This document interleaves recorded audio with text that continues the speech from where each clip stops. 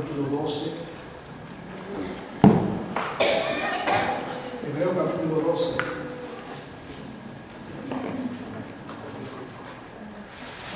Llegamos en esta ocasión a la conclusión de esta serie de mensajes que por este tiempo hemos tenido con relación al capítulo 11 de la carta a los Hebreos.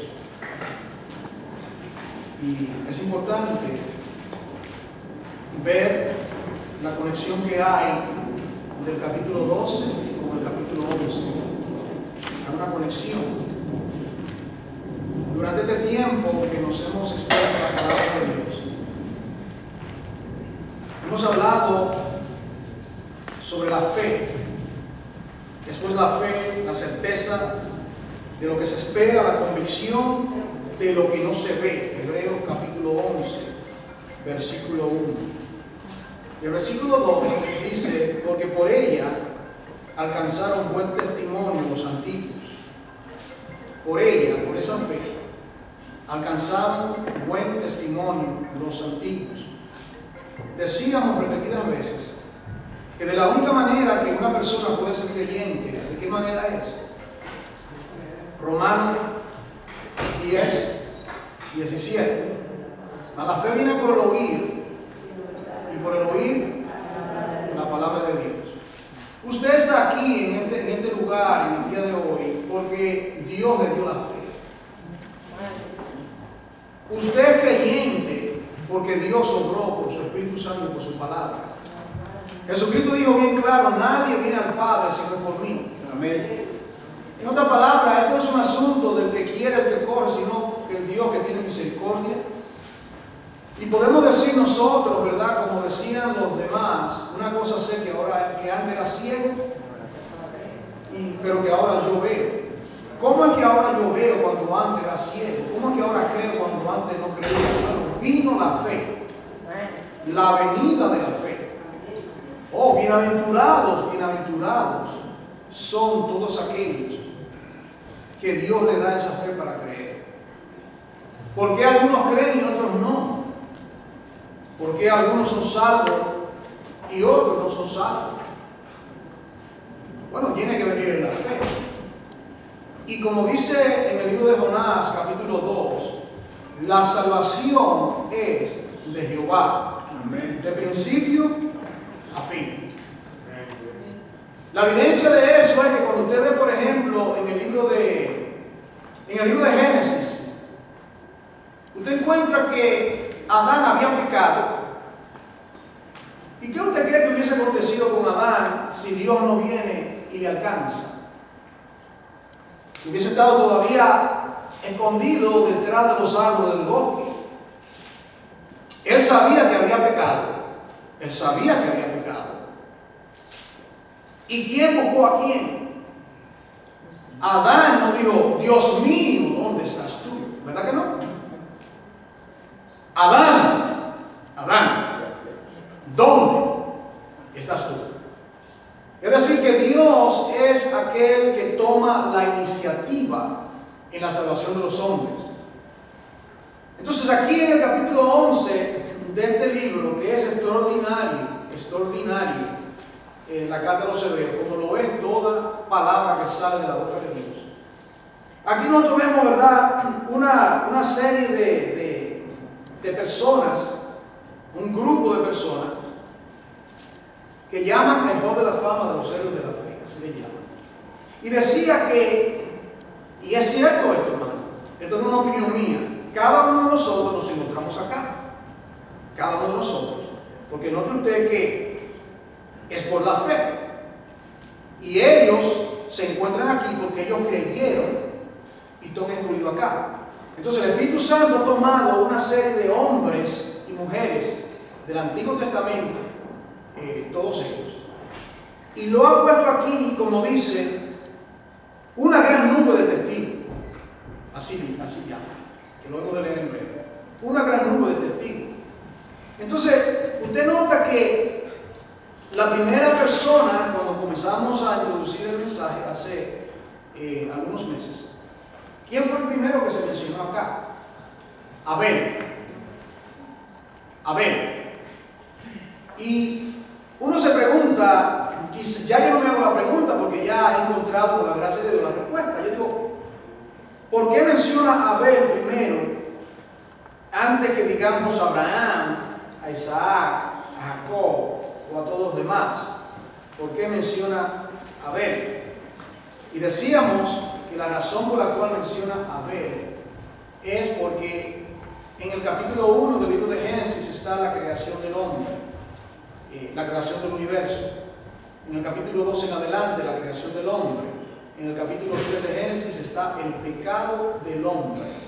Y en el capítulo 4 se entra al capítulo 4 con un signo de interrogación. ¿Cómo es que el hombre que ha pecado contra Dios, que ha sido expulsado del huerto, recuerdan que Adán y Eva fueron sacados del huerto y había ese querubín protector con esa espada que se movía de un lado a otro? Aparentemente no había esperanza. Pero en el capítulo 3, versículo 15, está la promesa redentora. ¿Cómo dice la promesa redentora? Porque yo pondré enemistad entre tu simiente y su simiente. Esta te herirá el calcañar, esta parte, mas tú le herirás la cabeza. El conflicto de los siglos, el conflicto entre la simiente del diablo y la simiente de la mujer, que viene siendo Jesucristo, la simiente de la mujer, quien, llegando al cumplimiento de los tiempos, había de vencer al maligno en la cruz.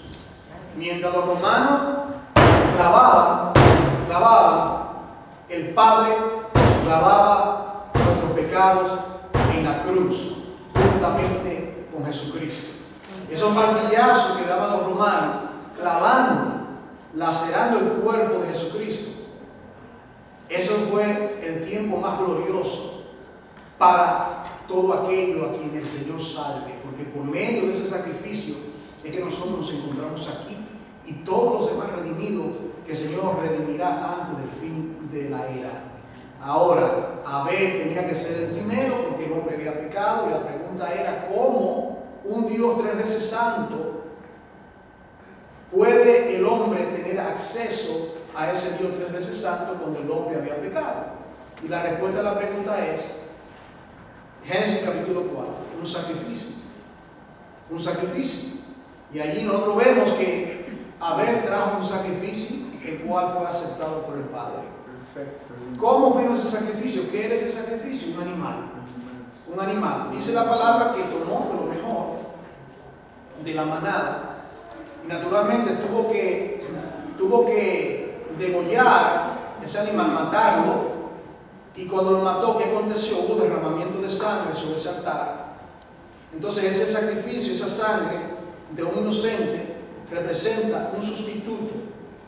Abel y Adán y todos los seres humanos, pecadores delante de Dios, y un animal sustituto toma el lugar, y una sangre que no tenía que ser derramada es derramada.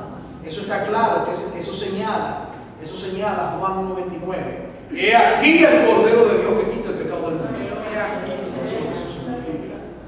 Eso es lo que eso significa.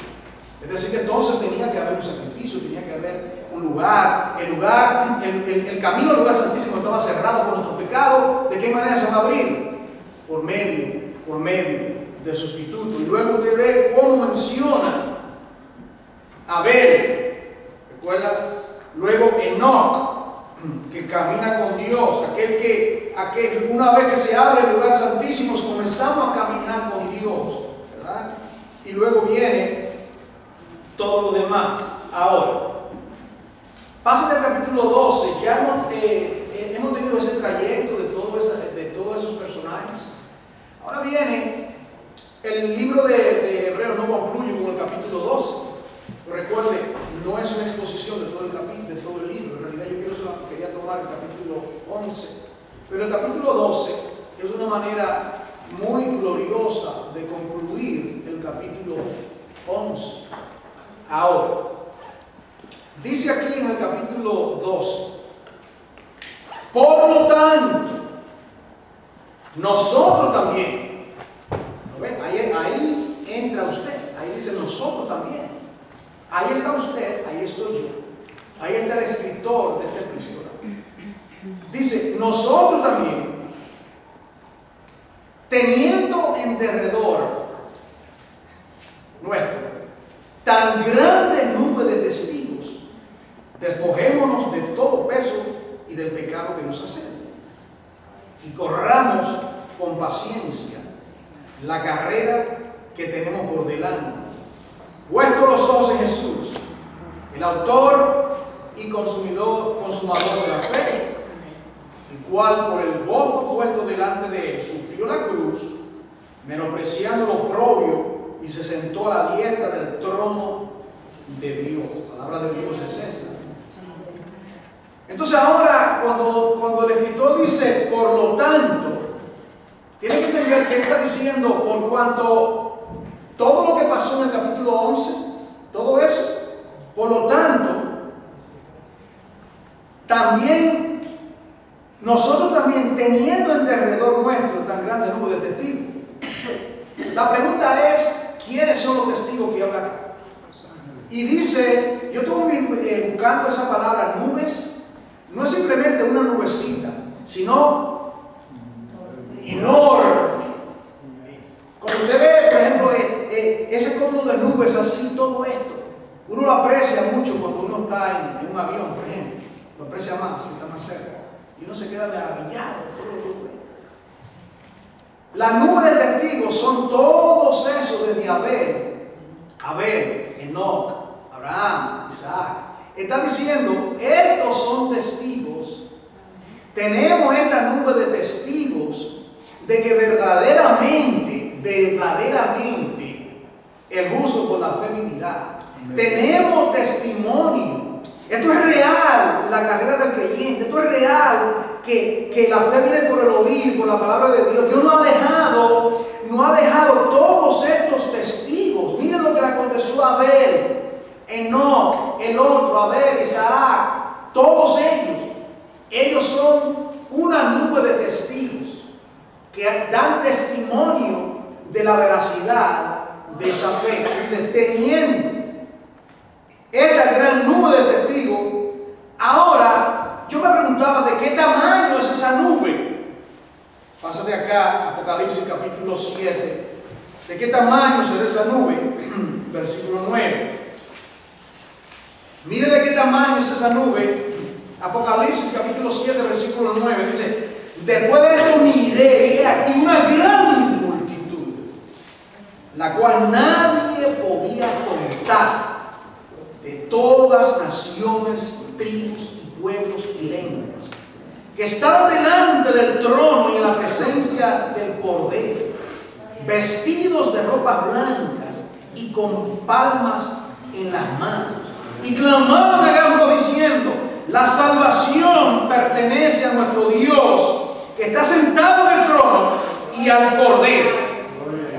De ese tamaño es esa nube, una gran multitud. Todos ellos. Y ahí estaban también los ángeles y los ancianos, los 24 ancianos que también adoraban. Entonces aquí el escritor nos exhorta a 5 cosas muy sencillas que están ahí en el texto. Tenemos que mantenernos dentro de la escritura y no irnos por otra vuelta. Vamos a mantenernos, aunque podemos ver otras escrituras, vamos a mantenernos acá en el centro de esta escritura. Dice número 1, dice aquí, que teniendo esta nube de testigos, número 1, se nos invita a despojarnos de todo peso, de todo peso. La idea de todo esto es que cada uno de ellos comienza a caminar con Dios, a andar con Dios. ¿Cuándo fue que usted comenzó a caminar con Dios? Cuando el Señor le salvó ese día. En el caso mío, más de 40 años atrás. En el caso suyo, quizás 10, 20, el tiempo que sea. Usted comenzó porque le vino la fe y el Señor salvó su alma. No hay una experiencia más gloriosa que un ser humano pueda tener que la salvación de su alma. Absolutamente nada puede. Usted puede decir el día que tuvo su primer hijo, hijo, magnífico. Su segundo, el día que se casó, magnífico. El día que consiguió un buen trabajo. Pero nada, absolutamente nada, puede superar el día que el Señor le salvó. ¿No? Yo iba rumbo a la perdición eterna y ahora me encuentro en estos caminos. Ahora dice aquí que dice el apóstol Pablo usa la metáfora de la vida cristiana como una carrera. Lo mismo hace aquí el escritor, irrelevante quien sea, si fue Pablo, es irrelevante, el Espíritu Santo inspiró esta carta. Dice entonces que la manera de continuar caminando en la vida cristiana es que tenemos que despojarnos de todo peso. Todo peso. La idea es que estamos en una carrera y ningún atleta se pone, usted nota, ¿qué es lo que hace? Algo lo que menos no quiere ningún peso porque va a correr. No va, en este caso, comienza, es un andar, anda delante de mí, sé perfecto. Bienaventurado el varón que no anduvo en consejo de malos. Es un andar, es una carrera que estamos corriendo, estilo un maratón. Todos estamos corriendo. Entonces esta gran nube de testigos nos están animando. Sigue, continúa. Nosotros también, por la fe, por la sangre del pacto eterno, esas nubes de testigos nos están motivando, incentivando a que continuemos a pesar de todas las adversidades que vamos a pasar en la vida. Tenemos que continuar. Entonces dice, ¿de qué manera lo va a hacer? Bueno, número uno, dice aquí, despojémonos de todo peso, todo lo que nos quiere amaniatar, que nos quiere amarrar, tenemos que hacerlo. Segundo, dice, y del pecado que nos asedia. Esa palabra del pecado que nos asedia, el pecado que nos puede enredar, todo obstáculo. Usted ha visto, ¿verdad? En estos maratones, en estas carreras, estos atletas, cuando están corriendo y de repente a veces, ¿verdad? Si alguno está compitiendo con muchos que están corriendo también, todos están corriendo. Pero en el caso nuestro, como dice Pablo, aquí Dios no quiere que ninguno se quede a mitad de camino. Todos tenemos que correr de tal manera de llegar a la meta. Y vamos a ver pronto a qué se está refiriendo. Entonces, estamos corriendo y a veces el atleta algo pasa, tropieza cuando ya está a punto de llegar y está la cinta y todo el mundo está, esos testigos que están en el estadio está excitado porque quiere que ese hombre gane o esa mujer y de repente se cae, tropieza y ahí se acabó la carrera para ese. Aquí lo que está diciendo es que no permitamos que el peso,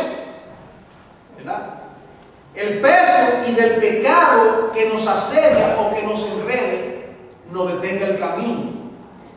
Nosotros sabemos como creyentes cuán horrible es el pecado en la vida de un creyente. Nosotros todos, aunque somos pecadores redimidos, sabemos que el pecado nos quita el impulso, nos quita la fuerza. Y aunque Dios perdona nuestro pecado, dice aquí claramente que nos despojemos del pecado que nos asedia, que nos está acechando, que está tramando en contra de nosotros. Por ejemplo, David, un ejemplo, David, ¿de qué manera el pecado le asedió a David? Que se puso a mirar porque no estaba supuesto a mirar. Se puso a mirar lo que no estaba supuesto a mirar y codició a una mujer y también pecó matando a su esposo. Solamente dándole un ejemplo. ¿De qué manera Esaú? Bueno, Esaú, el apetito, quería comer y no le importó la primogenitura y vendió la primogenitura por un plato de lentejas. Y la lista sigue. El pecado, en el Salmo 73, por ejemplo, ¿qué dice el Salmo 73? El Salmo 73 dice, habla de que él miraba, el salmista, de cómo prosperaban los impíos. y cómo prosperaban, y sus ojos tan gordos de tanto que comen, y ellos también, y yo soy un hijo de Dios, y mira lo que me está pasando a mí. Espíritu de conmiseración, qué pena. Pero luego dice, hasta que entrando por el santuario, comprendí el fin de él. Es ahí, amados hermanos, cuando estamos fuera de comunión con Dios, que el pecado nos asedia. Porque dice, cuando entrando por el santuario, si entraba por el santuario, entonces estaba fuera del santuario. Y dicho sea de paso, si usted ve el Salmo 73, que es que he dado a los hijos de Coré, ellos eran los que estaban dedicados a vivir en el santuario. Ellos eran los hijos de Coré, eran los adoradores, los que tocaban, los que cantaban. Eso era, ellos vivían en la presencia de Dios. Entonces, al desconectarse con la presencia de Dios, comenzó a mirar por otro lado y comenzó, sus pies, dice, por poco resbalan. Pero luego dijo, pero entrando por el santuario. Entonces, la manera de correr, la manera de caminar, es sacudiéndolo de todo peso de pecado. Todo pecado. Y aquí dice, del peso del pecado que nos hace. Entonces luego dice, tercero, corramos. ¿Cómo se corre? ¿Cómo es que se corre? Mirando los testigos, mirando los testimonios de aquellos que han corrido, mirando esa nube de testigos, comenzando con Abel. Segundo, ¿cómo se corre? Despojándonos de todo peso. Tercero, del pecado que nos asedia, nos acecha, nos quiere enredar. Cuarto, corramos con paciencia. La palabra paciencia significa con perseverancia. Perseverancia, perseverancia. No es una carrera, o sea que esa carrera que son rápidos entre dos. Es una carrera constante, a paso firme. Usted nota en la carrera que a veces los que entran en el maratón quedan acá, que no son corredores, ¿verdad? No tienen experiencia. Siempre hay unos cuantos que son expertos y siempre ganan, ¿verdad? Y ahí hay miles de personas. Y las personas que no tienen experiencia, que están al frente, ellos piensan que ellos van a ganar porque ellos están al frente. Y quizás el corredor de experiencia está a lo último, quizás una cuarta milla, y el que está delante dice, yo tengo una oportunidad, y quiere gastar toda su energía. Pero ¿qué pasa? 10 minutos. Con la lengua por acá. No es así que se corre. Entonces, aquellos que tienen la experiencia, que corre con paciencia, él comienza, ¿verdad? Y está gastando un poquito de energía. Y cuando ya llega el momento que sabe que falta poco, el motor se enciende y toda esa energía y va avanzando, y todo el mundo se queda atrás, corriendo con paciencia la carrera. Dice, la carrera que tenemos, mire esto, por delante, la carrera es por delante, está por delante. Todos estos corrieron. A ver, todos estos héroes de la fe, todos ellos corrieron.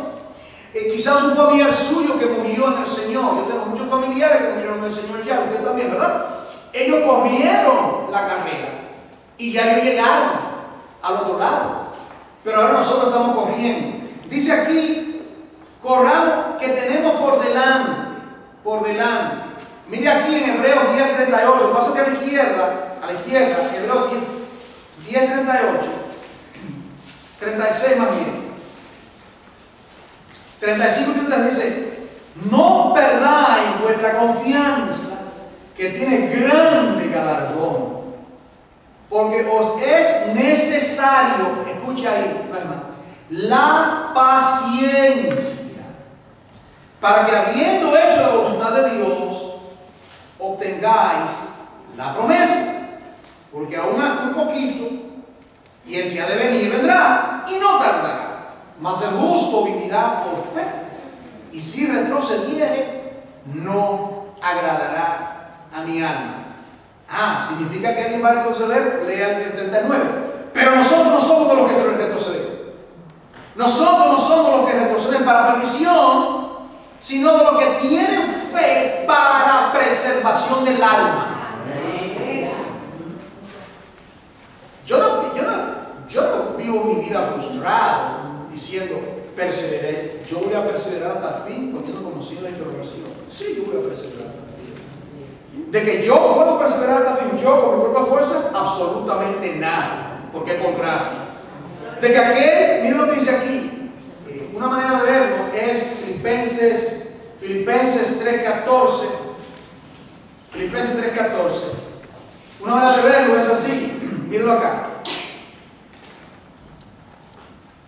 Versículo 8, 3:8. Y ciertamente han estimado todas las cosas como a pérdida por la excelencia del conocimiento de Cristo Jesús, mi Señor, por amor del cual lo he perdido todo y lo tengo por basura para ganar a Cristo. ¿De qué manera? Ser hallado en Él, no teniendo mi propia justicia. ¿Se da cuenta?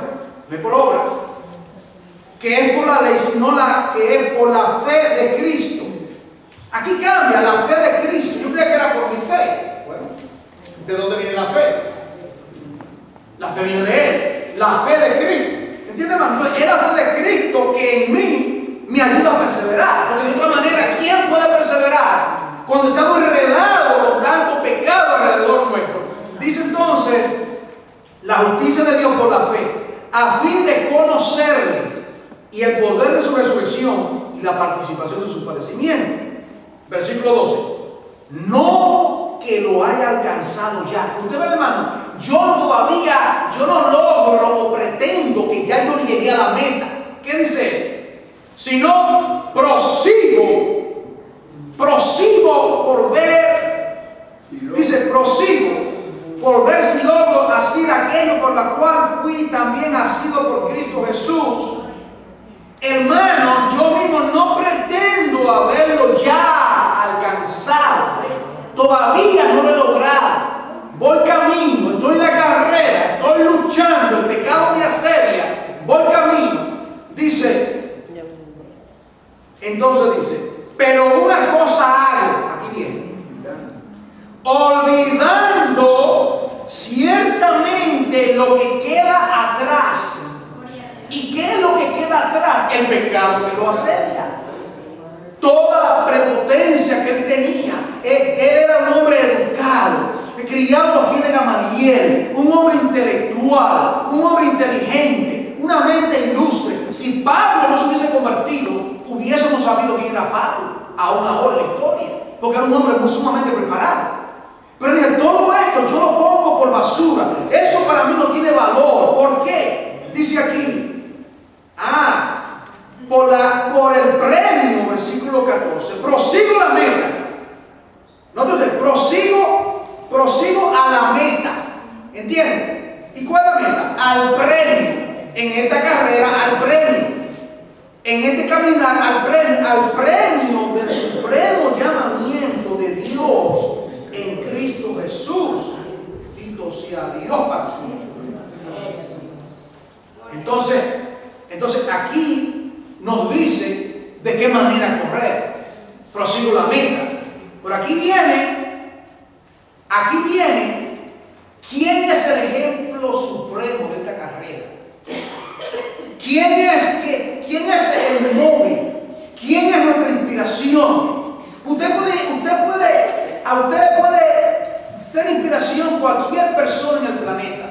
Un creyente de buen ejemplo, un hermano, una hermana, su papá. Podemos tomar a todos estos que están acá, la lista completa, y admiramos a ver, magnífico a ver, Enoc, Isaac, Abraham, Pablo, Timoteo, Sara, Esther, la lista es larga, magnífico, cada uno de ellos.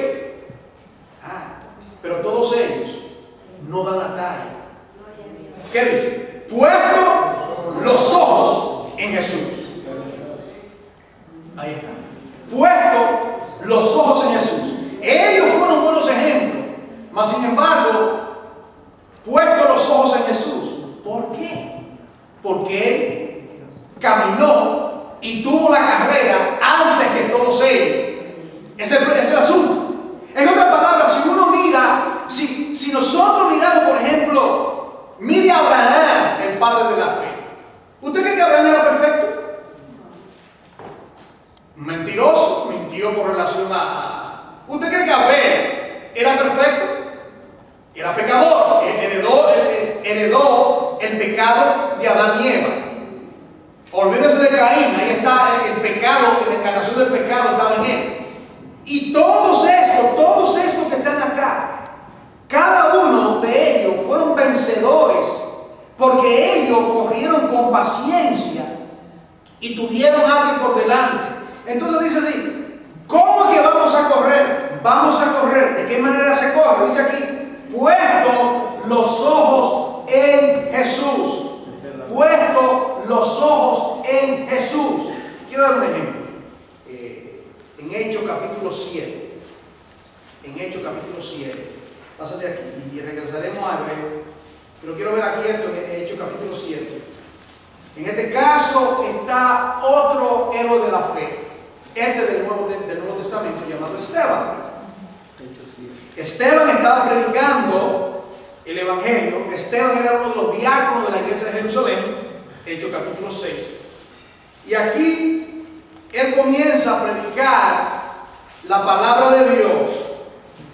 A tal punto fue su predicación que en el versículo 54, Hechos 7:54, miren lo que acontece con este héroe de la fe llamado Esteban, que está corriendo la carrera.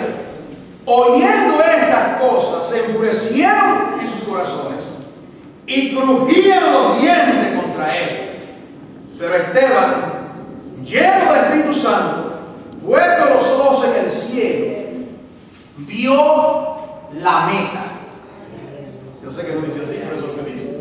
Vio la meta que está por delante. ¿Qué fue lo que vio? La gloria de Dios.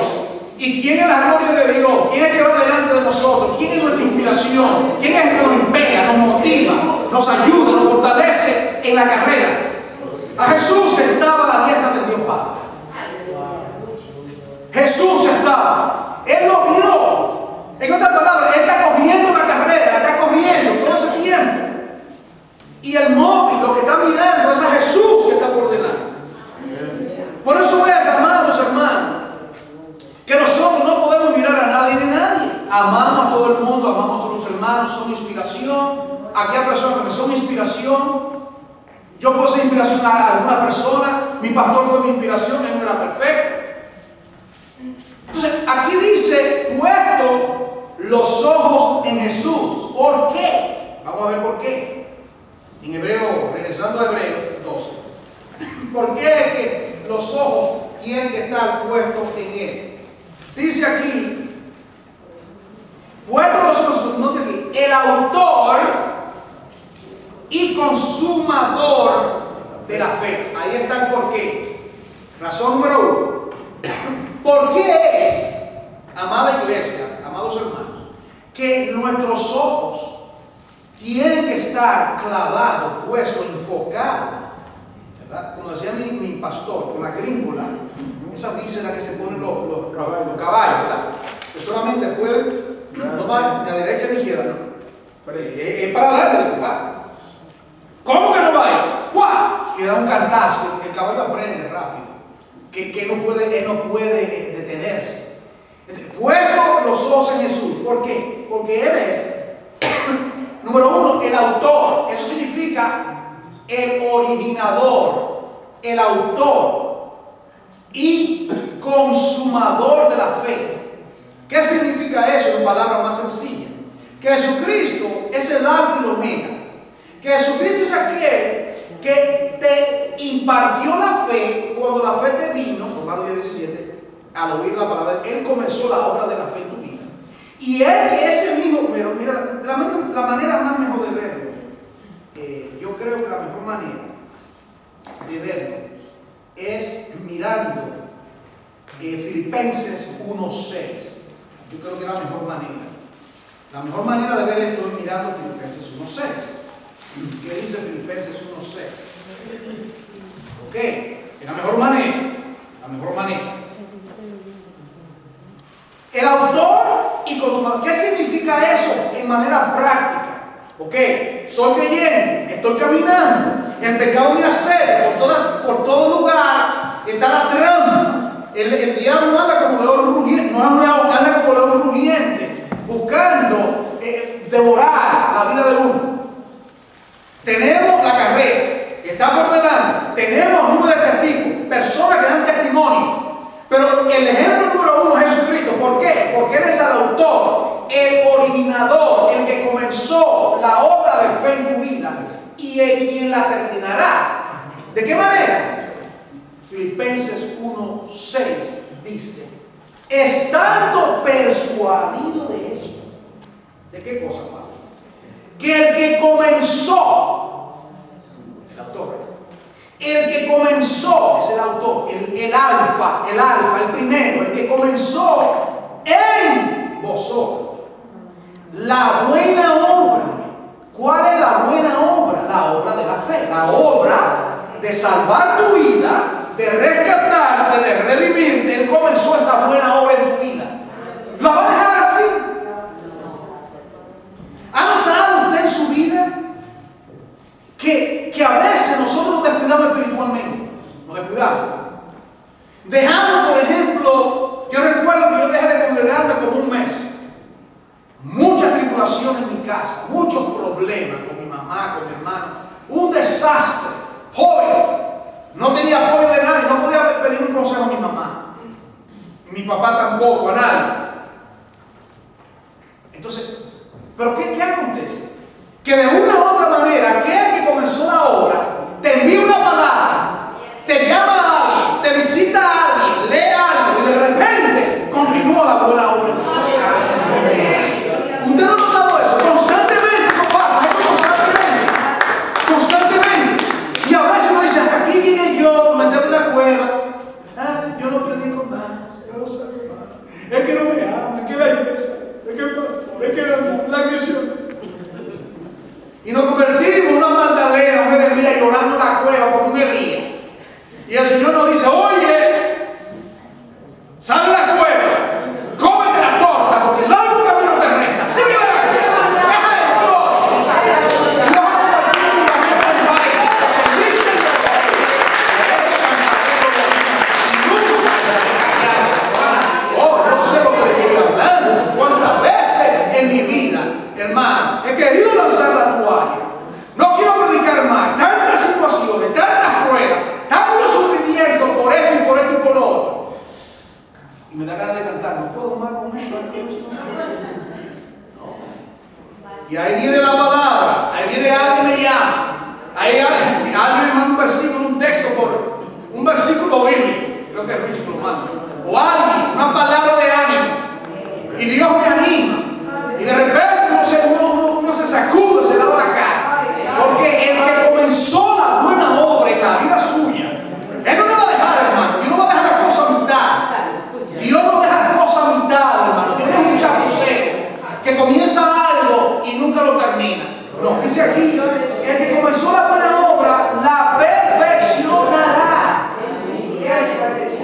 La perfeccionará. Significa que Él va a continuar. Y es como dice Efesios 4:16, dice: hasta que todos lleguemos a la estatura del varón perfecto. Miren la meta que es. Yo eso, hermano, lo leo, lo analizo, predico sobre eso. ¿Lo entienden? No. ¿Y cómo te enseñan? Porque Dios dice que lo explique, que lo hable, pero yo no entiendo. ¿Cómo es que la meta, yo me veo en el espejo con todas mis imperfecciones como hombre, y usted como mujer de Dios? Y luego dice: el Padre pone a Jesucristo como la meta y que yo voy a ser conforme a Él. Sí, eso es lo que dice. Que todos lleguemos a la medida del varón perfecto. Que todos lleguemos. Todavía no hemos llegado, pero dice aquí que todos vamos a llegar. Llegará un momento, porque el Padre se deleita, el propósito del Padre, que el Padre se deleita tanto en su Hijo. Oh, mi hijo, yo tengo en Él contentamiento. Y en su plan magistral, antes de la creación del universo, Él dijo: ¿sabe algo? Ese diálogo, yo quisiera hacer algo para mi gloria y mi honra. Eso es la Trinidad hablando. Y el Hijo le pregunta, y el Espíritu Santo están en ese diálogo. ¿Sabe qué? Yo quiero formar una generación de personas. Voy a crear al hombre. Llega cuando lo voy a crear en este tiempo. Y lo que voy a hacer, yo quiero una generación de primogénitos como mi amado hijo. Todos van a tener el sello, la característica de mi amado hijo. ¿Y quién es esa? La iglesia, la esposa del Cordero, la novia, cada uno de nosotros. Yo eso no puedo entender. Pero aquí dice que la perfeccionará hasta el día, hasta el día de Jesucristo. Hasta el día de Jesucristo. El día de Jesucristo es cuando se manifieste, cuando todo llega a su clímax, el fin de todo, hasta ese día. Ahora, Hebreos 2 dice lo siguiente, dice, cómo se camina, cómo se corre, puesto los ojos en Jesús. ¿De qué manera? El pecado nos asedia constantemente, el pecado nos asedia. Dice, el autor y consumador de la fe. ¿Y por qué llegó él a ese lugar de honor, de gloria? ¿Por qué que es el autor, nuestro líder, nuestro modelo, nuestro ejemplo supremo? Dice aquí, el cual, Jesucristo, por el gozo puesto delante de él, sufrió la cruz. Wow. Nosotros queremos gozo sin cruz. Entonces él podía ver el gozo que estaba por delante. Entonces por ese gozo que estaba delante de él, él lo podía contemplar. Él sufrió la cruz. Ahora, la pregunta que tenemos que hacer no es ¿cuál es el gozo? Yo tengo que hacer una pregunta. ¿Cuál es el gozo? El gozo puesto delante de él sufrió la cruz. Vamos, piensa un momento. En su mente conteste la pregunta. Si el gozo de Cristo, yo estoy analizando esto con ustedes. Aquí dice que el gozo delante de él sufrió la cruz. La pregunta es, ¿cuál es el gozo? Entonces, el gozo tiene que ser el gozo de darle eterna redención a cada uno de sus redimidos. No hay otra manera de contestar. En otras palabras, él podía ver una multitud de toda nación, tribu y lengua delante del trono de Dios. Él podía verlo en su omnisciencia. Pero él sabía que de la única manera de adquirir ese gozo era por la cruz. Era por la cruz. Amado hermano, no hay gozo si no hay cruz. No hay gozo si no hay cruz. No hay gozo si no hay sufrimiento. Por eso terminan esas pruebas. Por eso terminan esas vicisitudes. Porque hay un gozo delante. Y la manera que ese gozo se puede perder, no perder el gozo de la salvación eternamente. Me estoy refiriendo que no podemos enredar con el pecado. El pecado que nos hace. Y usted sabe lo que es la lucha que tenemos con el pecado. Y él podía ver el gozo delante. Él veía ese gozo delante. Y por ese gozo delante, él podía ver. Ahora viene a mi mente, cuando él oraba, y dice, Padre, gracias te doy, Padre. Y dice, ese regocijó en el Espíritu. Ahí está el gozo, ¿te recuerdas? Dice, y en ese momento, que esto se regocijó en el Espíritu. ¿Y qué dijo? Gracias, Padre, te doy. Porque escondiste esto de los sabios de este mundo y se lo has revelado a los niños pequeños. Te doy gracias, Padre. Bendito sea. Cuando él oró de esa manera, ahí estaba yo. Ahí estaba yo. Ahí estaba usted con sus debilidades, con su lucha, con su pecado, con todo lo que viene en su vida. Ahí estaba porque el Padre oró por mí. El Padre oró por usted para que su fe no falle. Y dice, por el gozo puesto delante de él sufrió la cruz, menospreciando el oprobio. Aquí viene. Y se sentó a la diestra del trono de Dios.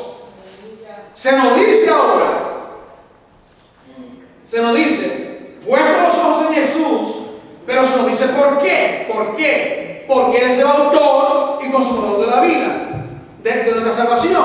¿Y por qué? Porque Él, el gozo que estaba por delante, era de tanta gloria. Él quería entrar a ese gozo. Y mira, hermano, yo verdaderamente que no hay manera de poder explicarlo. Solamente hago un intento de poder poner en palabras lo que es inarticulable, que no se puede articular. ¿Cómo es que él no pensó en sí mismo? Él no pensó en sí mismo. Él pensó en el gozo delante. Pero el gozo delante era nuestro gozo. Porque nosotros fuimos los que merecíamos la ira de Dios. Y por su sacrificio, Él nos dio ese gozo. Entonces, el gozo de Él es completo con nuestro gozo. Nosotros recibimos ese gozo y Él se goza de que nosotros nos estemos gozando en ese tema. Bendito sea el nombre de Jesús. Profundidad de la riqueza y la sabiduría de Dios. Cuán insondables son sus caminos. El gozo de tu salvación, hermano. El gozo de esa salvación. Por eso que aquí dice que cuidemos nuestra salvación. ¿Cómo dice? Con temor y temor. Tener temor de pecar delante de Dios. El pecado, eso nos eclipsa el gozo. Y eso es por nuestra propia concupiscencia. Llegando a la recta final, dice el versículo 3. Considerar, ahora lo señala nuevamente. Considerar. Hemos considerado a Abel, a Enoch, a todo ello. Magnífico, esa nube de testigos. Magnífico. Ellos están, sigue adelante, sigue. ¿Verdad? Cuando me mandó, yes, ¿y qué tuve? ¿Verdad? Como dice, los cheerleaders, ¿verdad? Esa persona que nos está motivando, incentivando, sigue corriendo. Dice, considerar aquel que sufrió tal contradicción de pecadores contra sí mismo, para que vuestro ánimo no se canse hasta desmayar. Yo quiero concluir con Mateo 17. Mateo 17. Sí, Mateo 17. Entonces, puesto los ojos en Jesús, ¿cómo podemos vivir la vida cristiana? Con los ojos puestos en Jesús. ¿De qué manera? Bueno, número uno, el pecado que nos acecha, el pecado que nos sujeta. Correr con paciencia la carrera de la fe. Puesto los ojos en Jesús y considerando la contradicción de pecadores. Considera cuánta contradicción de pecadores tú vas a tener en tu vida. Contradicción. Pero ahora, aquí en Mateo, capítulo 17, más bien. Sí. Mateo 17. Ok. Mire, entonces, dice aquí Jesucristo lleva a 3 de sus discípulos, como él usualmente hacía, Pedro, Juan y Jacobo, para diferentes cosas extraordinarias, algo muy especial. Él se llevaba a estos 3, él los escogía a ellos. Y en este caso, lo lleva a un monte. Y cuando están en ese monte, dice la palabra que Él se transfiguró delante de ellos. ¿Lo ve? Se transfiguró delante de ellos. Y dice ahí que resplandeció su rostro, versículo 2, como el sol, y sus vestidos se hicieron blancos como la luz. Y aquí les aparecieron Moisés y Elías y hablaban con él. Hablaban con él. Moisés y Elías. 2 testigos de esta nube de testigos, ¿verdad? De la gran lista. Ahí están ellos también. Que habla de los profetas y habla de Moisés. Entonces ellos están ahí. Estos testigos ahora aparecen vivos, resucitados, se aparecen. ¿Por qué son Moisés y Elías? Moisés es la ley, el Pentateuco, la figura principal, Moisés, y Elías, los profetas. Todo lo que tiene que ver con el antiguo pacto, ¿entienden? Lo antiguo, la ley, el Antiguo Testamento, la sombra, el tipo. Lo digo de diferentes maneras para que una palabra usted pueda entenderlo. Ahí aparecen esos 2. Ahora, esos 2 están hablando con él. Ahora, tienen que entender que ahora hay una transición entre lo viejo y lo nuevo. El vino nuevo, el cumplimiento de la ley, viene con Jesucristo. La ley vino por medio de Moisés, más el cumplimiento, la verdad y la gracia vino por medio de Jesucristo. Ahora, dice, entonces Pedro dijo a Jesús: Señor, bueno es para nosotros que estemos aquí. Si quieres, hagamos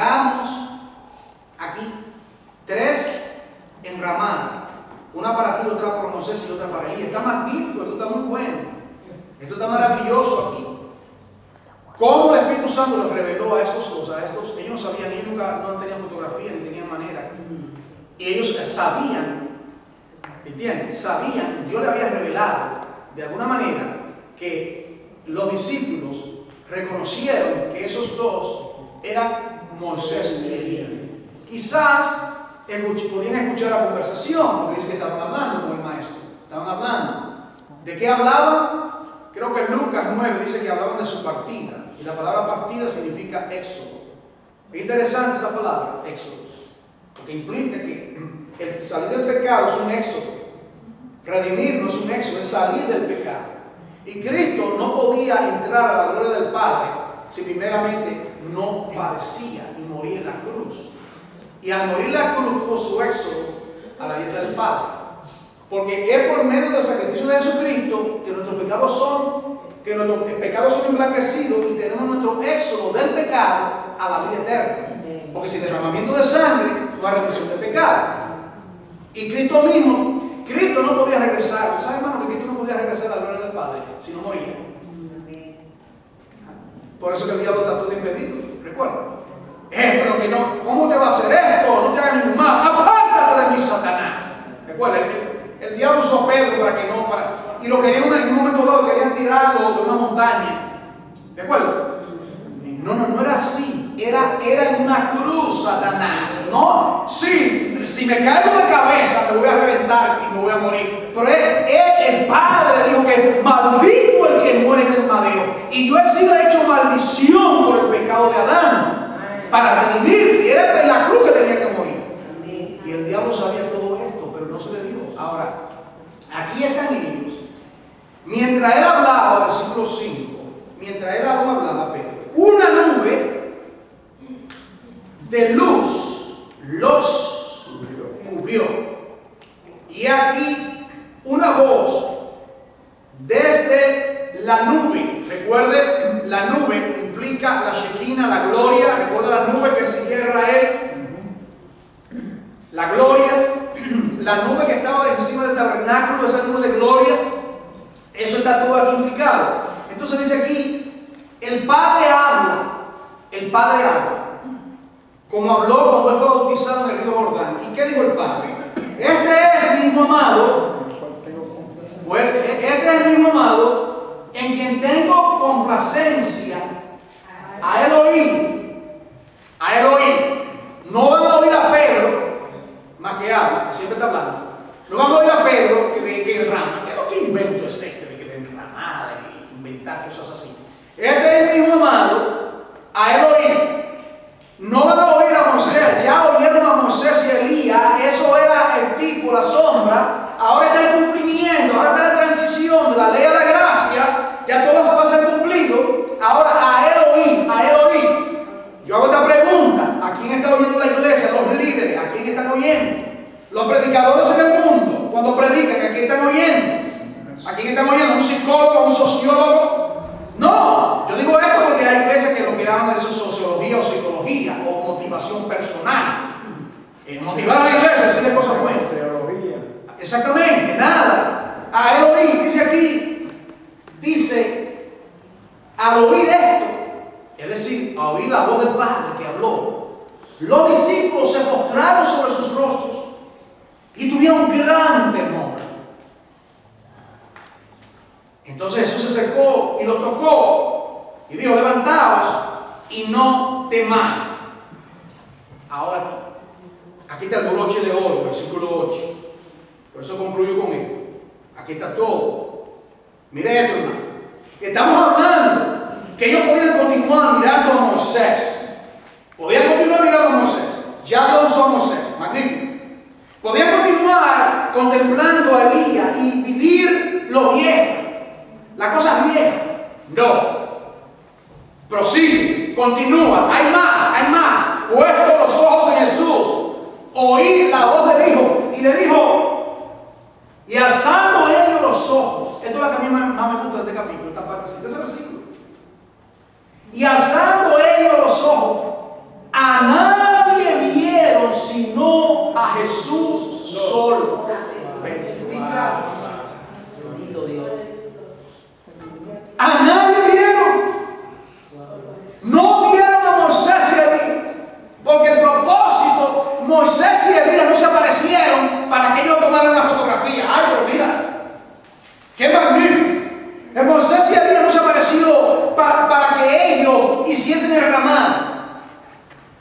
Los celos de la fe, todo esto está aquí, magnífico. Nosotros no vamos a ser ídolos de ellos, porque ya ellos son las nueve testigos que están con el Padre. Ahora el Padre nos señala, nos dice a nosotros, pueblo amado, ellos lograron la meta porque pusieron sus ojos en mí, confiaron en mí. De la misma manera, pon tus ojos en mí, no mira a tu alrededor. Había la misma gloria de Dios estaba en ese lugar. Y el Padre le dijo, no mire a Elías, no mire a Moisés, no escuche a Pedro de hacer enramada. Este es mi hijo amado, en quien tengo contentamiento. A él oí. Y a ese, amada iglesia, toda la iglesia en el planeta, a él solamente es que debemos de oír.